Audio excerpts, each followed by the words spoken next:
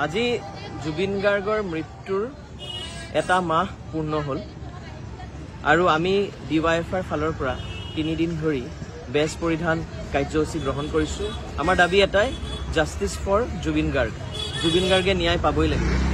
জুবিন গাৰ্গে ন্যায় পোৱাৰ অৰ্থটো হৈছে, এতিয়া বহু ফালে নানা ধৰণৰ প্ৰশ্ন যে আপোনালোকে জুবিন গাৰ্গৰ ন্যায় দাবী কৰিছে, কি দাবী কৰিছে, কি ন্যায় দাবী কৰিছে।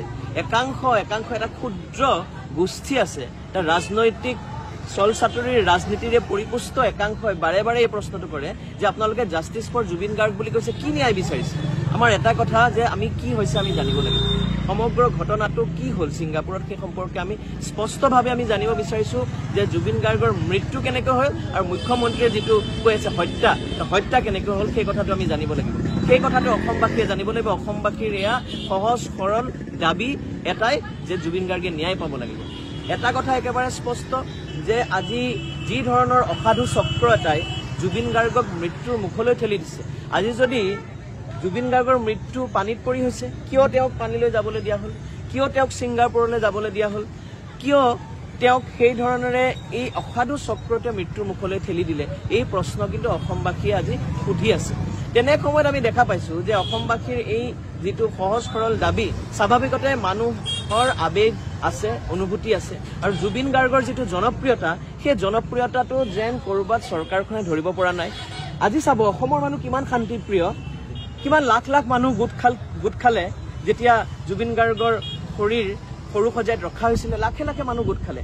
চাউথত এনেকুৱা ধৰণৰ ঘটনা হ'লে সেই একে সময়তে ঘটা এটা ঘটনা, এক্টৰ এজন ঢুকাইছিল, তাত পদপিষ্ট হৈ মানুহ মৃত্যু হ'ল, ষ্টেম্পিড হ'ল। কিন্তু আমাৰ অসমত সেই ধৰণৰ ঘটনা নঘটিল। কিন্তু তাৰ মাজত আমি দেখা পালোঁ যে বাক্সাত যিটো ঘটনা, কিয় হ'ল সেই ধৰণৰ ঘটনা এটা, সেয়া হৈছে সম্পূৰ্ণ গৃহ বিভাগৰ বিফলতা।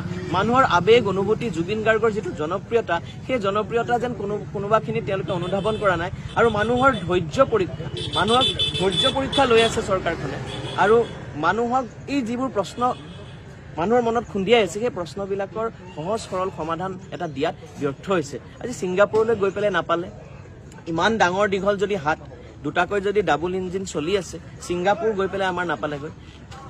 এই হাই কমিশ্যনাৰ অফ ছিংগাপুৰ, তেওঁলোক এটা অন্যতম অংশীদাৰ আছিলে এই ফেষ্টিভেলটোৰ।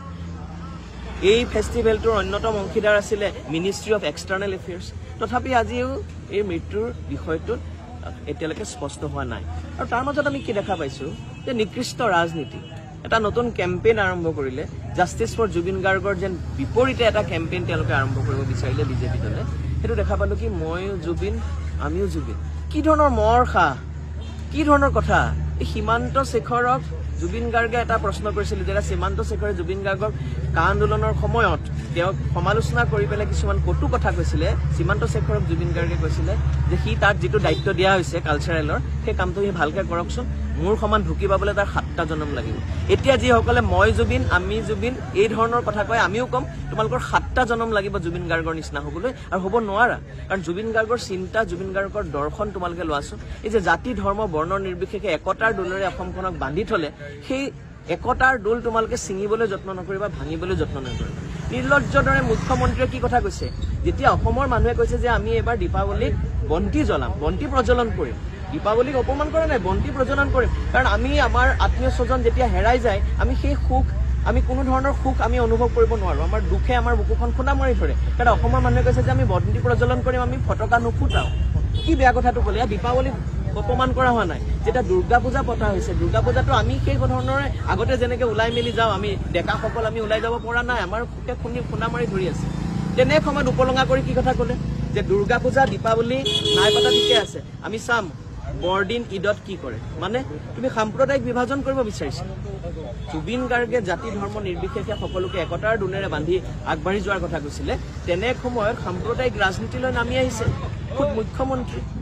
কি ধৰণৰ কাৰবাৰ হৈ আছে। এতিয়া এমাহ হৈছে, আমি সকলোকে আহ্বান জনাম যে অহিংস পদ্ধতিৰে, সকলোৱে শান্তিপূৰ্ণ গণতান্ত্ৰিক পদ্ধতিৰে এটাই দাবী আমি কৰি যাব লাগিব। এই যুঁজখন তেতিয়ালৈকে চলি যাব আৰু আমাৰ সন্মুখত থাকিব এটাই দাবী, সেয়া হৈছে জাষ্টিছ ফৰ জুবিন গাৰ্গ। জুবিন গাৰ্গে ন্যায় পাবই লাগিব।